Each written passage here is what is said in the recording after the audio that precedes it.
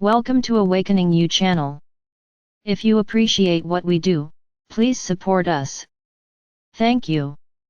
Continuing, then, you will have to be able to look at them and understand that they have not found this path that you are on today, this path of light, this path of knowing what is right and what is wrong. They have not found it. They continue to eat the bad tasting fruit, because they enjoyed living within, not the light, adapted to this lifestyle.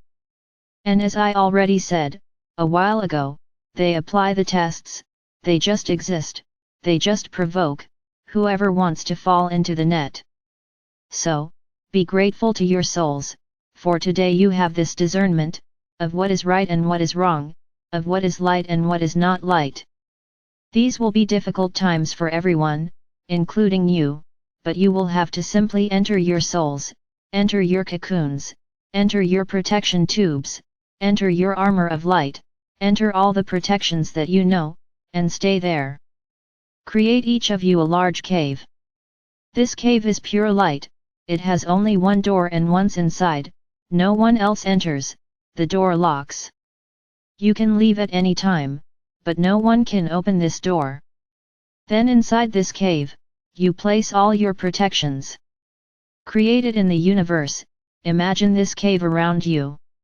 And when everything starts to be revealed, when all these things start to afflict you, enter this cave and stay there praying, keeping your soul and your vibrations high.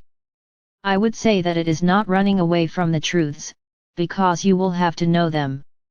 Running away is running away from the lesson.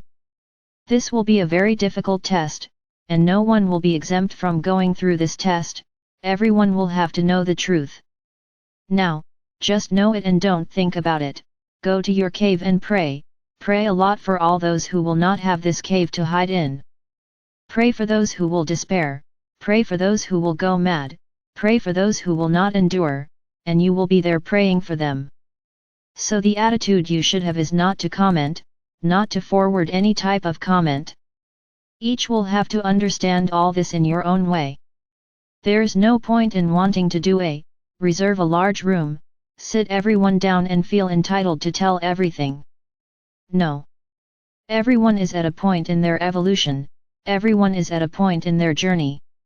So each one will interpret, live, feel in their own way, in their own way. And I add, that many will not believe in anything, because they will be so consumed, so involved, with their beliefs and dogmas, that they will not believe in anything. And it will not be you who will awaken them. They will make this choice, not to see the truth, to follow the lie. And you can't do anything. It's that brother's walk. What will happen to him? It's not your problem either. Each person will make a choice, each person will choose to believe and delve deeper into the truths, so that they can change, or simply not believe in anything and move away from it all. So, the big lesson for you out there is to remain silent, remain mute. It's not making jokes, see, that's what I was trying to show you. You see, I knew the truth and you didn't listen. No, none of you will say anything. The moment you welcome these brothers, you will know. When I will repeat, when they come to you and ask for help. Until this happens, you will remain silent, you will do nothing.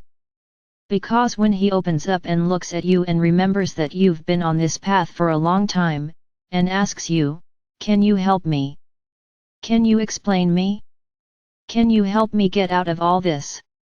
Then yes, this will be your password to help this brother.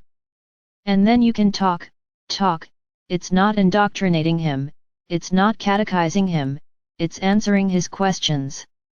It is not you who will speak, he will ask you and you will answer. There's no point in filling him with information that he's not yet ready to hear. So you will simply be a listener, he will ask the question and then you will answer. This has to be your journey. Anyone who does it differently will have problems, because people won't accept hearing anything from you. They will be angry, sad, shaken, and will you still want to mess with their minds?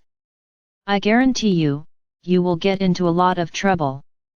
So remain silent, Mute. I know this is not easy for you, because you always have to impose your opinion on others. So this will also be a lesson, where you will remain quiet, praying, emanating light, inside that cave. And when someone knocks on the door and asks for help, then you leave the cave and sit down to listen to that brother, what does he have to ask? And then you can go little by little, telling us everything you always knew. But I would tell you that the line of treatment will be one, the journey to liberation. There's no point in parading all the mistakes that the Dark Ones made. You will be increasing the hatred, anger, and revolt of these people even more. What you have to say is simply forgiveness. It's time for you to forgive all of this. Do you want to feel better? So forgive everyone.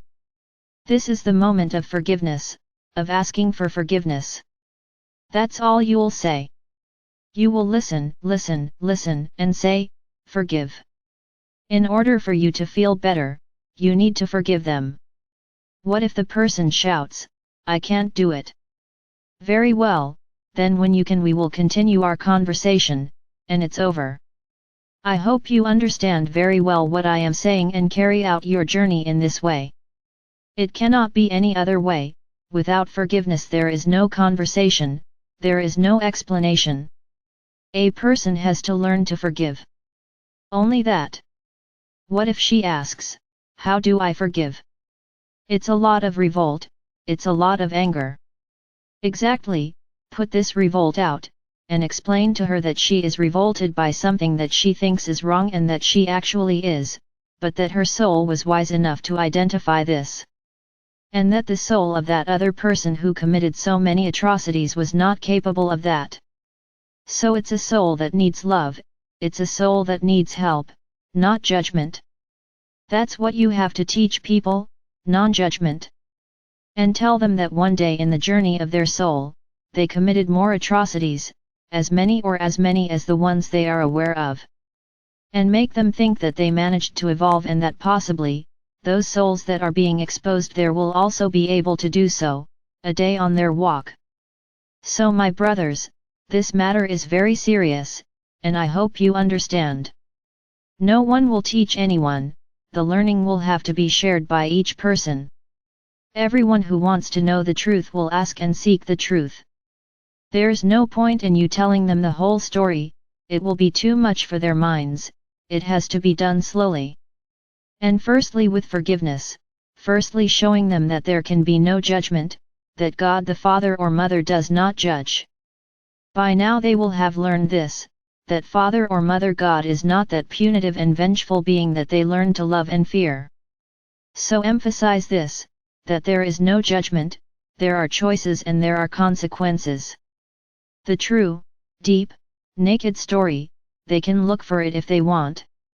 You have to provide psychological support on their journey, not tell stories. This will be your action. And once again, I repeat, when they knock on your door. When no one is knocking, stay in your cave, praying, emanating light to the entire planet, so that everyone has discernment and can ask for help, to get out of that situation.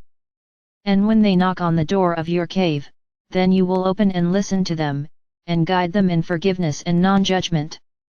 I want to strengthen your hearts. So for that, I'm giving you advance notice. Next week, we will have our live meeting. So I want each of you to have a 7-day, white candle. In this meeting of ours, I will be guiding you how to create this cave, and everyone, you can watch it right away, you can watch it later, no problem, but everyone will have their own cave. So please listen carefully. It's a big, 7-day, white candle. So to answer the question, already asked by some, I can't light a candle in my house. Go where you can, because it's my procedure, and I use fire. And how will you use fire? Are you going to build a bonfire in your homes? The only way you can use my element is a candle. So, if they don't allow you to light candles in your house, go to someone's house who does. And you ask her permission to leave your candle there, being consumed. I hope I was very clear. So don't ask if you can do it without the candle. No, you can't, it's with the candle and 7 days. There are not 7 small candles, it is one large candle that lasts lit for 7 days. It's impossible to explain more than that.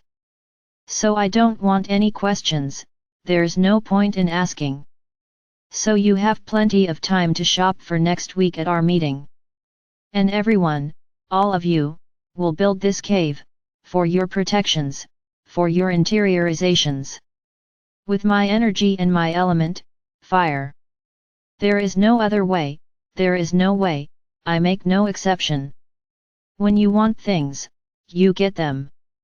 So if you really want to do this ritual with me, you will know where to light this candle.